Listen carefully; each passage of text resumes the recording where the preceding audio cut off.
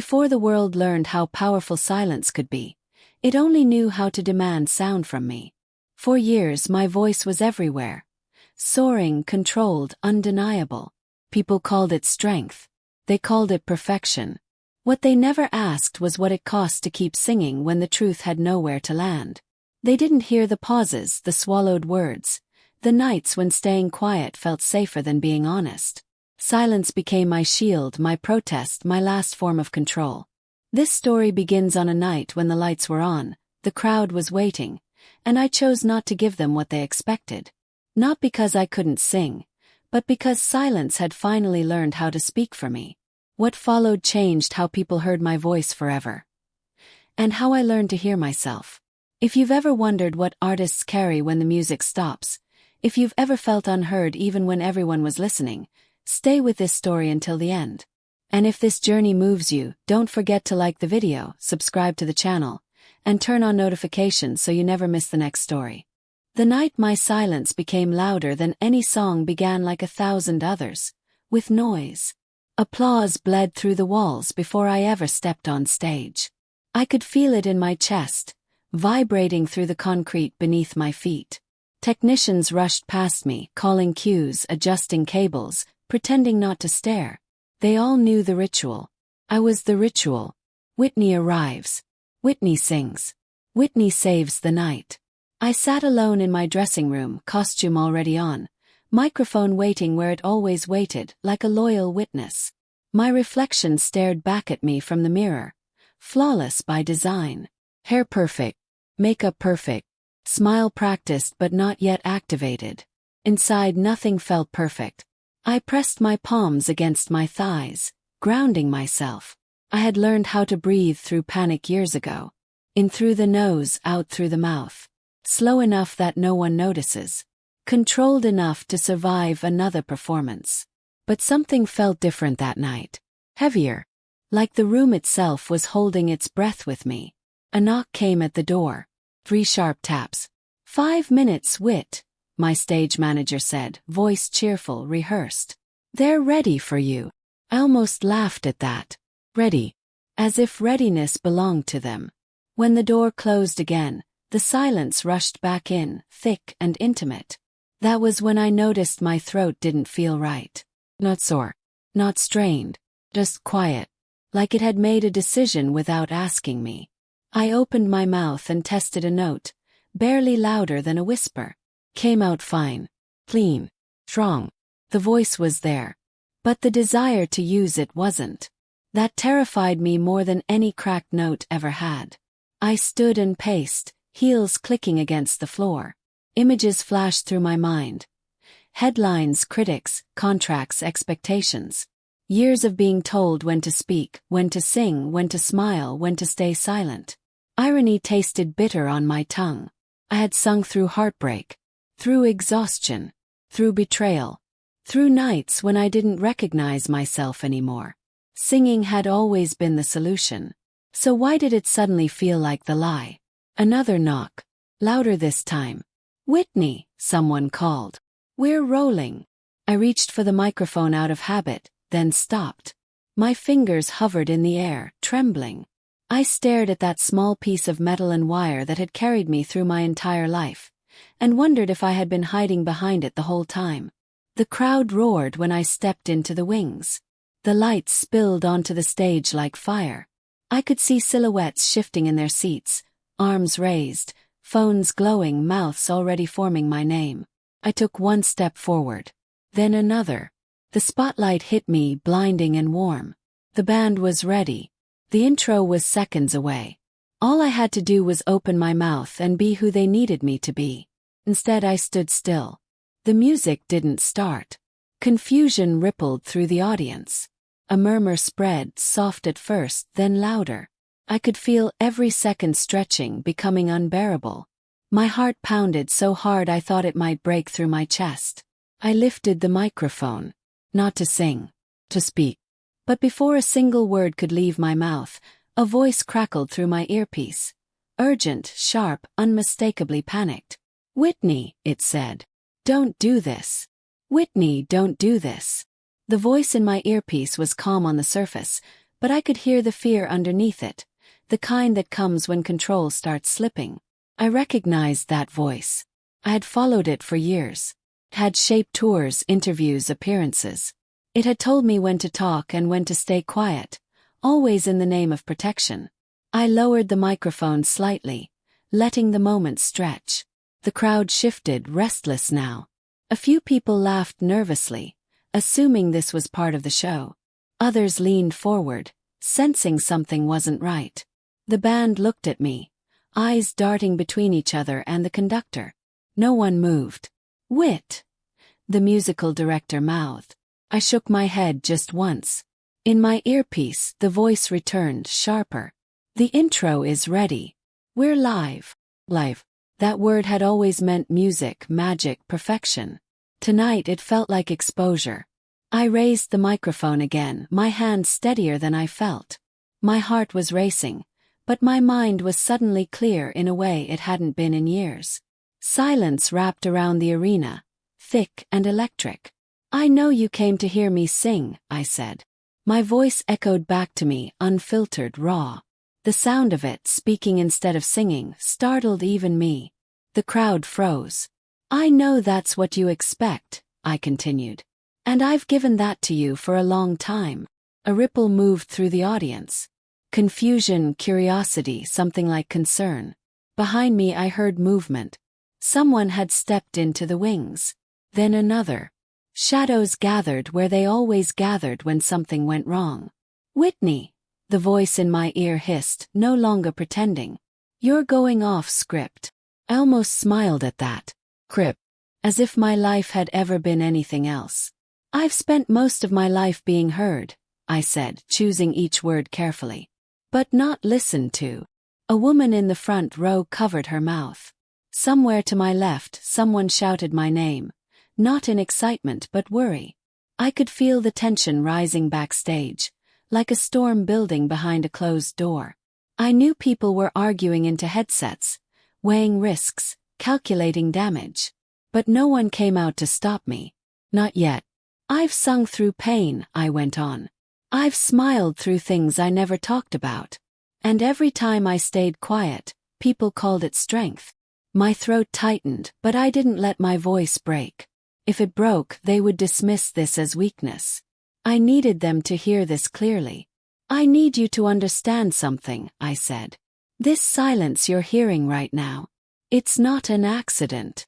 That was when I noticed movement in the aisle. Two men in dark suits were making their way toward the stage, walking quickly but trying not to draw attention. Security, or management, or both. My pulse spiked. "Whitney," the voice in my ear said urgently. "Wrap it up. Now." The men were closer now. The front rows had noticed. Whispers spread like fire. Had seconds. "I've been quiet because I was told it was safer," I said, my words speeding up. "Because honesty makes people uncomfortable. Because truth doesn't sell tickets." The first man reached the edge of the stage. I met his eyes. He hesitated. Something in my expression must have stopped him. Not anger, not defiance, but resolve. The kind that can't be negotiated with. "I'm not here to perform tonight," I said. "I'm here to tell you that silence can be a choice." The arena was completely still now. No music, no shouting, no movement. Just thousands of people listening to a woman who had finally stopped singing. Behind me, someone whispered my name again. Softer this time, almost pleading. I took a breath, preparing to say what I had never said out loud. And that was when the lights cut out. The darkness hit like a held breath finally released. 1 second I was standing in the spotlight, exposed and steady, and the next the arena dropped into near blackness. Gasps rippled through the crowd. Someone screamed. Instinctively, I tightened my grip on the microphone, the metal suddenly cold against my palm. This wasn't part of the show. Emergency lights flickered on along the aisles, casting the room in a dim red glow. Faces blurred into shapes, emotions into shadows. I could hear voices now, confused, anxious, angry, all colliding at once. "Stay where you are," the voice in my earpiece ordered. No softness left. No pretense. I didn't answer. For the first time, silence wasn't something being forced on me. It was something I was choosing to hold. Behind me, footsteps scrambled. The men in suits were no longer subtle. I could hear radios crackling, urgent whispers bouncing back and forth. Someone cursed under their breath. The microphone was still live. I realized that slowly when a sound echoed, not from me but from the crowd. A woman's voice, trembling. "Let her talk." Cut through the chaos like a blade. Others followed. Not shouting, not chanting. Just voices, one after another. "Let her talk. Please. We're listening." I swallowed hard. My chest tightened in a way that had nothing to do with fear and everything to do with release. The emergency lights cast long shadows across the stage. I could feel the men approaching again, closer this time. One of them reached out, his hand hovering near my arm. I turned to face him. "Don't," I said quietly. Something in my tone stopped him cold. I lifted the microphone. "You turned off the lights," I said into the darkness. "But I'm still here." A murmur of agreement rolled through the arena. For a long time, people decided when my voice was useful, I continued. When it made money. When it made sense. When it was convenient. Behind me, someone hissed my name sharply, furious now. "I learned early that if I stayed quiet about the hard things, I could keep singing," I said. "And if I kept singing, everything would be okay." I laughed once. A short, humorless sound. "It wasn't." The man closest to me stepped back. I could see uncertainty in his posture now. This was no longer a technical issue. This was something else. "I've been told silence is dignity," I said. "That privacy is strength. That explaining yourself is weakness."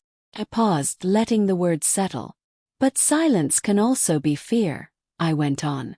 "It can be survival. It can be what you do when the truth costs too much." The crowd was completely silent now. Not a cough. Not a shuffle. Thousands of people holding still, listening. My hands were shaking, but my voice wasn't. "I stopped singing tonight because I realized my silence had been doing all the talking for years," I said. "And no one ever asked what it was saying." Camera light flared on somewhere in the darkness. Then another. Then several. Phones raised, recording not a performance but a confession. The voice in my earpiece returned, low and threatening. "Whitney, you're crossing a line." I smiled sadly. "I crossed that line a long time ago," I said. "I just never admitted it." Suddenly, a new sound cut through the air, applause. Not the roaring kind. Not the kind that demands an encore. Low. Measured. One pair of hands, then another, then dozens. Support.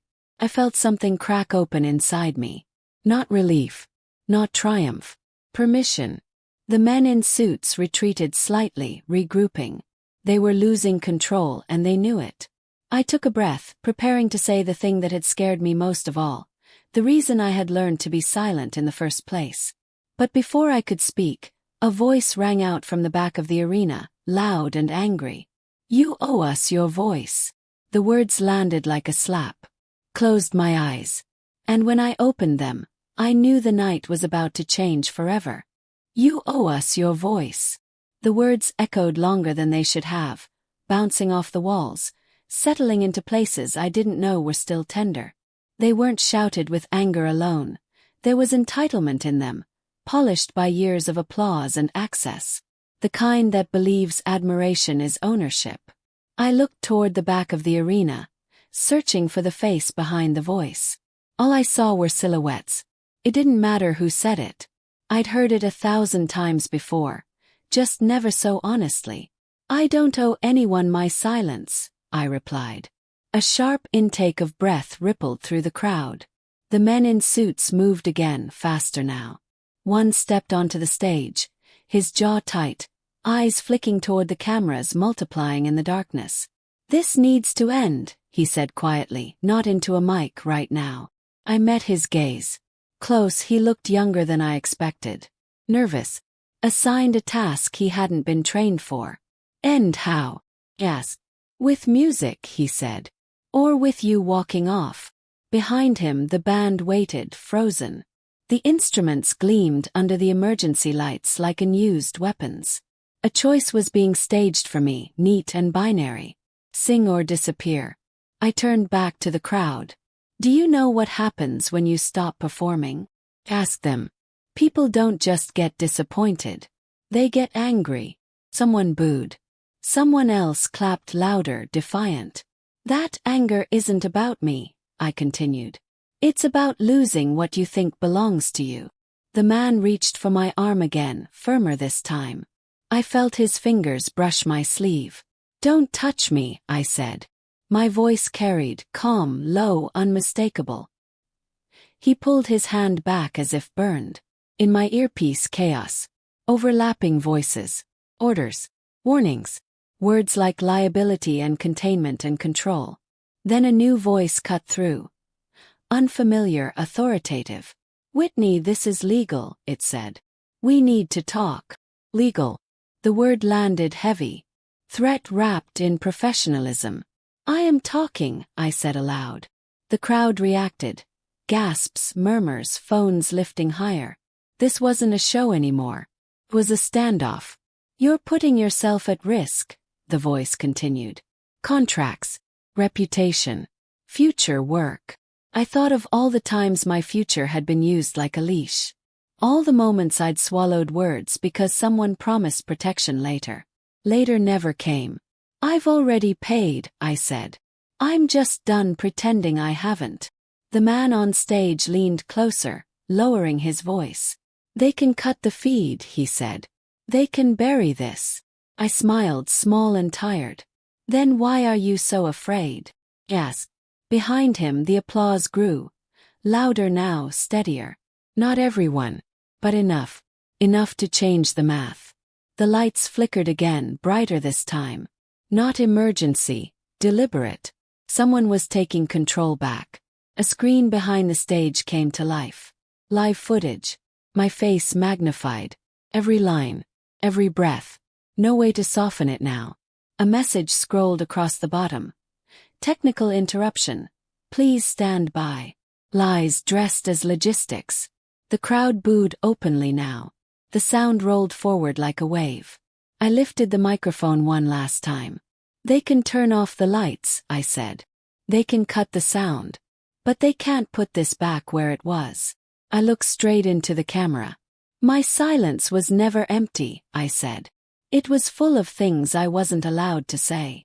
The screen froze. The audio cut. The microphone went dead in my hand. And in that sudden, absolute quiet, the man in the suit whispered something that made my stomach drop. They're coming backstage. They're coming backstage. The words barely reached my ears before hands were already guiding me away from the center of the stage. Not rough. Not gentle. Controlled. Efficient. Like this had been practiced, just never for this reason. The crowd erupted as soon as they realized what was happening. Booing, shouting, voices overlapping in a chaos that felt strangely distant to me now. The applause from earlier had transformed into something sharper. Outrage mixed with protection. I caught fragments as I was ushered past the wings. Let her speak. Shame. You can't do this. The stage lights vanished behind me, replaced by the narrow, dim corridors of backstage. The air smelled like dust, metal, and sweat, the familiar scent of places where the magic ends and the machinery takes over. Someone took the microphone from my hand. I didn't resist. Not because I agreed, but because I didn't need it anymore. We stopped in a small holding room. No mirrors. No costumes. Just folding chairs and a table with half-empty water bottles. Place designed for pauses, not people. The door closed. Silence again. Real silence this time. A man I recognized stepped forward. Senior. The kind of calm that comes from believing you are still in control. You put us in an impossible position, he said. I laughed quietly. You put me in 1 year ago. This wasn't the agreement, he continued. You don't speak like that. Not live. Not without clearance. I looked at him. Really looked. You never cleared my fear, I said. Or my exhaustion. Or what it feels like to disappear while everyone thinks you're winning. His jaw tightened. Do you know what this could cost you? He asked. He nodded. I know exactly what it already has. He leaned closer, lowering his voice. We can still fix this. Apology. Statement. People forgive music. There it was. The offer to erase myself with my own voice. Understood. No, I said simply. Behind him, someone was pacing, phone pressed to their ear, whispering urgently. Words drifted in and out, sponsors, damage control, spin. None of it felt real anymore. What you heard out there, I said, wasn't rebellion. It was fatigue. He shook his head. You're emotional. I'm honest, I replied. There's a difference. The door opened slightly. Production assistant peeked in, eyes wide. The crowd hasn't left, she said. They're still chanting. That surprised even me. The man exhaled slowly. This is bigger than you now. I met his eyes. It always was. Minutes passed. Maybe longer. Time moved strangely in that room. My hands stopped shaking. My breathing slowed. Whatever fear I'd been carrying all these years had already done its worst. Eventually they stopped arguing. They always do when they realize force won't work. You'll need to leave quietly, the man said at last. No statement. No further remarks. He nodded. As I walked down the final hallway toward the exit, I passed crew members who wouldn't meet my eyes. Others did. Some with admiration, some with fear, some with relief. Outside, the night air hit my face like cold water. The roar of the crowd was still there, muffled by walls but unmistakable. They were chanting my name, not the way they did after a song but slower, louder, purposeful. Whitney, Whitney. I stopped just before the exit door. For years, I had believed silence meant survival. Now I understood something else. Silence can also be a warning. I pushed the door open. Cameras flashed instantly. Questions flew. I didn't answer any of them. I simply looked into the lens, calm, tired, unafraid. And for the first time I walked away without singing, knowing there was no way back to who I had been before. The morning after felt unreal, like waking up in a house you no longer recognized as yours. My phone was face down on the nightstand, vibrating non-stop. I didn't touch it. I already knew what it held. Headlines fighting over the narrative, voices arguing about what my silence meant, strangers deciding who I was allowed to be now. Instead, I sat by the window and watched the city move on without me. That had always been my fear, that the world would keep spinning if I stopped performing, that I would disappear. But what I felt wasn't disappearance. It was space. Later I finally turned the phone over. Messages stacked on messages. Some furious, some pleading, some unexpectedly gentle. One stood out. A single line from someone I hadn't spoken to in years. Thank you for saying what I never could. I read it 3 times. In the days that followed, I said nothing publicly. No interviews. No clarifications. I let the silence do what it had always done best. Tell the truth without negotiation. People tried to fill it anyway. They always do. Analysts debated whether I had lost control or found my voice. Fans argued. Executives leaked explanations that sounded nothing like me. But something else was happening beneath all of it. People were listening differently. Letters arrived again. Not emails, not press releases, but real envelopes. Stories poured out from people who had felt trapped inside expectations that didn't belong to them. They weren't asking me to sing. They weren't asking me to explain. They were saying I saw myself in that moment. That mattered more than charts ever had.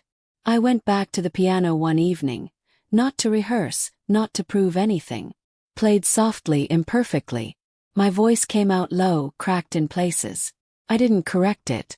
For the first time, I wasn't trying to sound like Whitney Houston. I was just trying to sound like me. I realized then that my silence on that stage hadn't been empty.